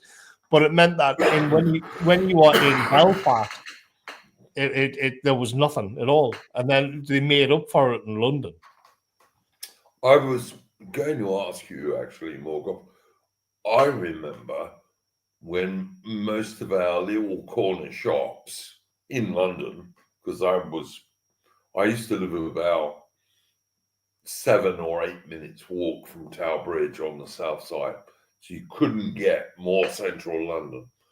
But I remember when all our little corner shops went from being run by English people to being run by Indian-looking people, and it was after Britain accepted the Uganda Asians. Did you get the same thing in the Northeast? Well, I'm a man of more modest years. Yeah, you're much younger. I know that, mate. Yeah. I think there was when I was growing up, it was you had Pakistani shops and that was it. In the Northeast, you would have Pakistani shops here or there, and that was it. But they were very much. It was almost like they were under siege. It wasn't that they had the run of the place at all. And I remember one of them where I come from in particular, they would bend over backwards to keep you happy. Yeah. No, I'm thinking the same thing happened in like Newcastle and the Northeast as happened in London and the Southeast. Yeah. I think when the Uganda Asians came in, they took over most British shops, like little corner shops. That's what I think happened. Yeah, I don't know where they came from. I don't know if they came straight from the old country or from Uganda or what happened. I don't know. That was about when it happened, and I'm reckoning myself that it happened all over the country at the same time, because prior to that, like mid-late 70s, all the little corner shops were owned by English people, whether it be a little tobacconist or a little grocery shop or whatever it was. But then all of a sudden, and it was after the Uganda Asians were accepted in Britain, all of the shops got taken over by Indian-looking people. Whether they came from India or Uganda, I got no idea. But the only thing I always thought, and that many people said at the time, was that Idi Amin was actually quite sensible to get rid of them, but we took them. That would be very interesting to look into as to what happened there. Like, was it just literally like Idi Amin kicked them out, and we were like, "Oh, we're going to virtue signal against that horrible dictator Idi Amin"? We're I just going to think take so, Hitman. I think so. But yeah, it's worth looking into. But I remember, like, there was one year when all of the local little grocery shops, tobacconists, you name it, were all run by English people. And then the next year, they were all run by Indian-looking people who apparently were Uganda Asians. I mean, it does raise the question of how they all just sold up. It's a bit Well, like I think they were offered enough money, Morgoth, and also, as you were kind of saying yourself, they would stay open longer than the white shops would. You know, so you know if like the English-owned shop would close at 6, these guys would stay open till 9. And they'd be open on a Sunday as well. Yeah, absolutely right, absolutely. I was going to say it's a bit like the Kurdish barbers now, isn't it? A little bit, except we all know that's a money laundering scheme, basically. Yeah, but what if all except these the government, of course, they don't know that because. Yeah, but what if the packing shops were all like money laundering as well? I don't think they were. I just think, as Morgoth said, they stayed open a bit longer, and people didn't concern themselves because that was like the only brown person in the neighborhood, you know. Whereas that's not true anymore. Well, what they would do as well was, because they were like a clan or a network, they could pool their resources to buy property, whereas our people were more individualistic. So you would kind of stand on your own merits, and this it works. So it was like a sort of primitive way of saying how an organized minority or a clan or a tribe, who are smaller in number than a mass of individuals, the individuals will always always get outplayed. You know, I mean, it's weird because this is elite theory, right? Where the organized minority will outshine and outcompete the disorganized mass. And well, the only good thing, Morgoth, is that these days we're the increasingly organized minority. Yeah, this is the thing. This is basically why the state clamps down on. Well, I mean, you run into trouble because people say, "Oh, don't say that. It dissuades people from doing things in the real world."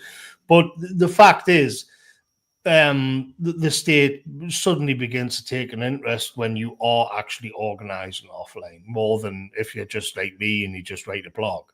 And it's frustrating in a way because that's actually happening anyway all of the time.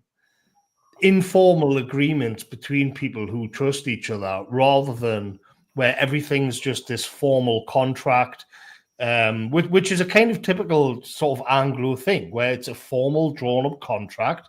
And here are the rules. You put this in, and then you get this back out, and everybody knows where they stand. I mean, that may be great in Victorian England, but when you've got into a multi-ethnic society, that's kind of the sort of this transactional, legalistic mindset becomes a sort of fiction, because what's happening underneath that you don't see is ethnic networking, which just runs, it just outcompetes it all of the time.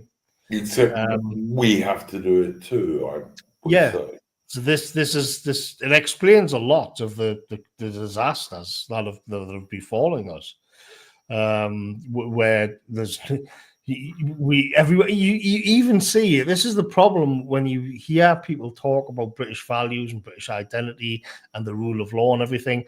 You know, this kind of superficial idea of what it is to be British and all of this. It's just all fantasy. It doesn't work. You have to have Sonny Jims is saying an Englishman word is his bond. I'd say that's true to another Englishman.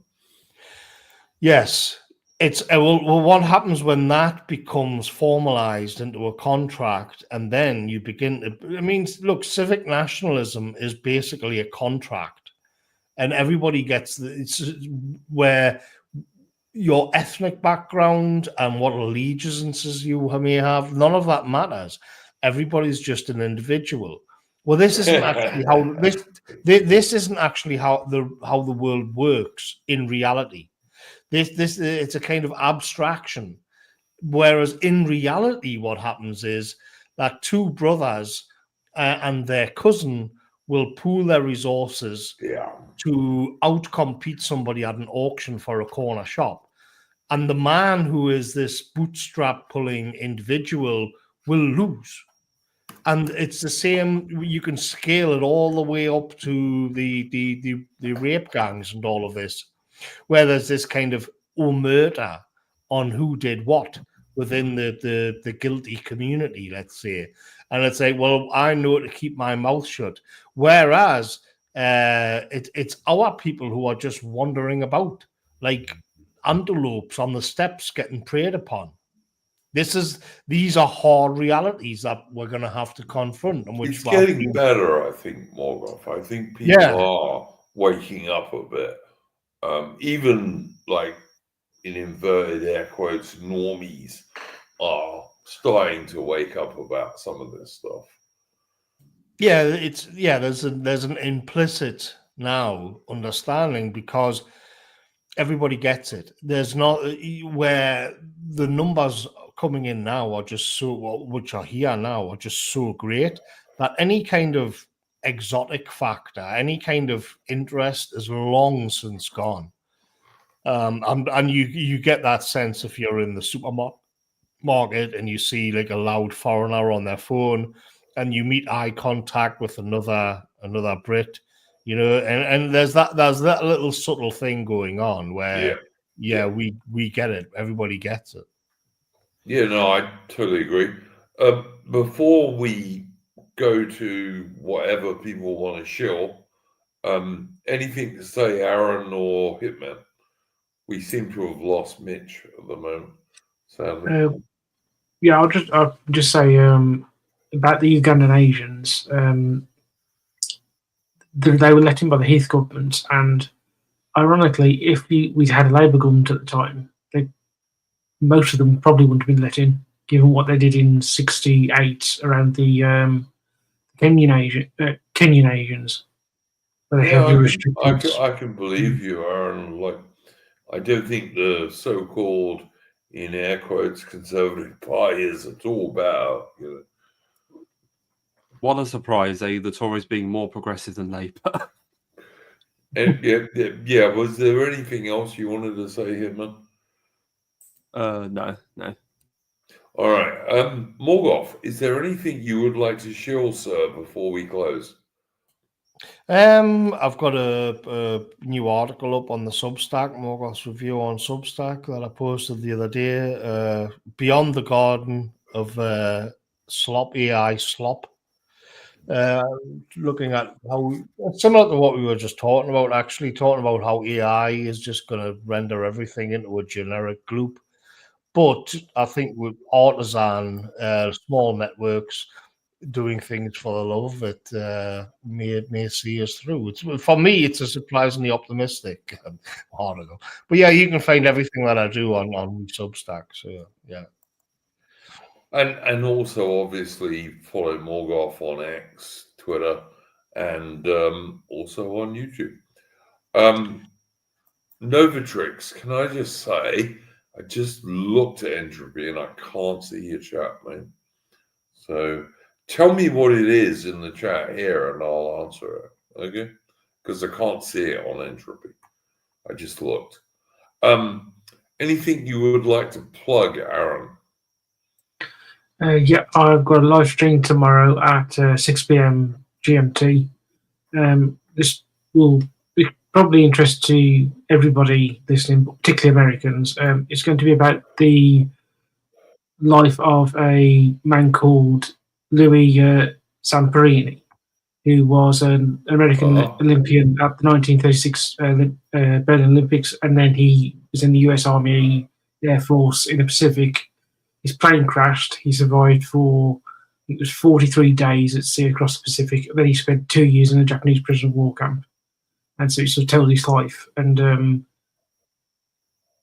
going to listen to the audiobook of the book about him called Unbroken, and nearly finished it. It's really good, and it should be an interesting talk tomorrow. Cool, mate. We'll look forward to that. Anything you want to plug here, man? Yes, there is my channel where I have a weekly show, the Archival Discourses, every Tuesday evening. Also, as I mentioned earlier this week, I did do a stream of Apostolic Majesty on the Great Game. So if you're interested, give that a watch. And on Wednesday on your channel, Iron Duke, we did do a stream related on the First Anglo-Afghan War. That was also a great stream. And also you can follow me on Twitter. And yeah, Iron Duke will leave the links below. And that's it. Cool. Okay, I think this is Novatrix's question. I can't see it on Entropy. I'm sorry, Novatrix. He's saying, hello all, much love. On the subject of looking inwards, what are each of your thoughts on how many statistics get lost by the wayside or omitted? Curious correlations between increase in Deliveroo's. There you go. Anyone got anything to say on that one? I'm not sure that I understand it. The Deliveroo bit at the end throws me off a little bit. I don't know much about that, but yeah, there's a lot of statistics falling by the wayside. There's some statistics are useful and some aren't, and the ones that aren't will tend to fall by the wayside. But I don't know anything about Deliveroo's. And the ones that are not in favour of the GAE will also fall by the wayside, and I suspect that includes the Deliveroo people. But that's just me. I mean, I may or may not be right. I think that's what you are asking, Novatrix. Aaron or Hitman, something to say about that? That was a part 2, Iron Duke. See, it was in 2 posts. Oh, okay, right. There's a part 2. So lower than that. Oh, here we go. There we go. Increase in X. The increase in litter trash is stark in my country. They don't track this, do they? No, absolutely correct, mate. I couldn't agree with you more. If you look at England, which even in the poor working class areas was generally a pretty tidy place. You'd see women outside every morning polishing their front step and stuff like this. If you walk around England today or other parts of Britain, you will see rubbish everywhere. And import the third world, you get the third world. That's my view on that. But if anyone else... Well, yeah, the statistical correlation with illegal immigration and Deliveroo drivers is probably, if you could see the 2 lines going up on a graph, and it would just be reflective. And I suspect the same will be close. You could basically, I think what he means is you can say, look at the statistics of immigrants coming in, and then even to pick his example here, the increase in litter and trash in the country. Like the New Culture Forum did a bit of a plush video a few weeks back, and it was about sexually related crimes on women all over Europe and also in Britain. Good and that's what he's getting at, and they had to really hound the government to get the statistics on that, which it wasn't like even I think it was just even the increase, because there's been this huge increase in sexual violence against women, and just casual, not so much just rapes and like really physical stuff, but just women getting harassed on the streets and everything. And all of this is just exploding, absolutely exploding in numbers. And so you have to look around, and it's like, oh well, what's the problem? And what, like, the BBC and the Guardian will say it's because there's all these young lads watching Andrew Tate videos. Yeah. It's Andrew Tate. All these young lads are watching Andrew Tate. And it's not because we're just being flooded with foreign men. It's so the correlation is just with both statistics, but there's two lines going up on a graph. One of the amount of foreign men that's coming in, and then there's a different graph which correlates exactly to the when they started coming in, which is amount of women who are being molested. And it's like, I wonder if there's any connection. But it's like totally taboo to connect the two together. You're not allowed to. No, you must pretend you can't see, like, common sense stuff. You can't recognize patterns. Recognizing pattern is a hate crime. Yeah, but it's like, but actually, you know, correlation doesn't equal causation. You racist. Yeah, exactly. Yeah, and do you have some sort of scientific thing that you can say to me that proves this? It's it's just bullshit, and we all know it's bullshit. But but the same people will say you. No, carry on, mate. Sorry. But it's like the same people will say you have to support Ukraine because me feels. Have you ever noticed how so many of the people who really support Ukraine really hate the real Anglo-Celtic people of Britain? Have you ever noticed there's a correlation with that? Yeah, there is. Strong one. Yeah, and there is. If you watch, I don't know, some wanker on X, Twitter, who's got a Ukrainian flag in his profile, it's almost certain that he's full-on supporter of absolutely no limits mass immigration into Britain. It's funny, really, when you look at it. Well, another correlation I've noticed, Iron Duke, is that a lot of the other people who are very pro-Ukraine are very critical about the US government support of a certain country in the Middle East, and it's almost like, oh yeah, so you're not really for peace, you just want the US empire to support this other like horrible conflict. Great. Hey, listen, I'm no fan of Israel myself. I'm really not. But when I look at Israel and Palestine and the whole of the Middle East, all I want is for Britain to stay out of it and for all these foreign bastards to kill themselves as much as they like. But I want Britain to stay out of it. So I'm not in favor of Israel at all. But I'm equally not in favor of Palestine. Fuck them. I don't care about any of them. They're all foreigners. All right, I'm going to drop out. So take care, lads, and I'll see you later. Thank you very much for coming on, Morgoth. You're always more than welcome on my streams. Right. All right, guys. I think we're going to close, and I'll tell you why we're going to close a little bit early. Is I've been up all night because I was on a stream with Aaron like 3 hours ago. 4 hours ago, actually, I think. So, yeah, we're going to close a little bit early this evening. But, as always, I'm going to play us out with a tune.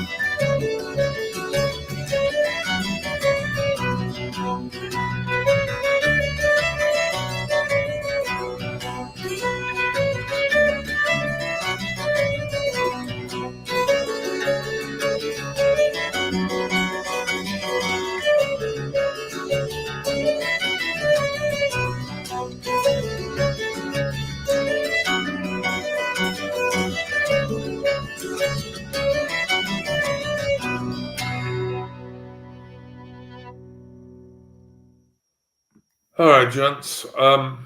That was from Patriarch Archive, and it was a traditional British tune called The Black Nag, which is about a black horse. Because Novatrix is in the chat, I'm going to check my entropy once again just to make him happy. Right. There is no paid chat on my entropy Novatrix. There's a free chat from you, but there's no paid chat. Okay. And I did try and answer your question anyway, and I got everyone to do it. Okay. If you have a problem with entropy, talk to entropy. It ain't my problem because there's nothing on there. I just looked. Okay. Thank you very much to my guests, Morgoth, to Mitch, to Hitman, and to Aaron Hook.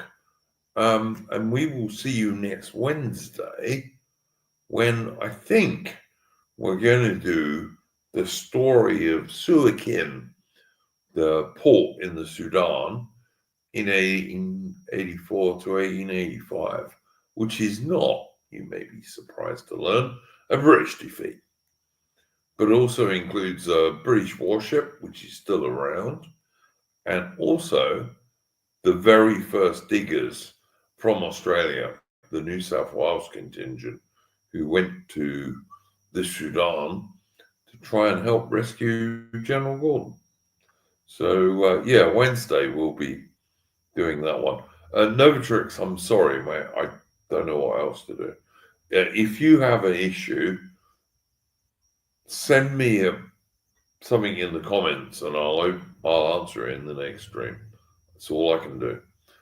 Anyway, guys, thanks to Morgoth, obviously, Mitch, Aaron Hook, and Hitman, and we will see you next Wednesday. Go on. Go well.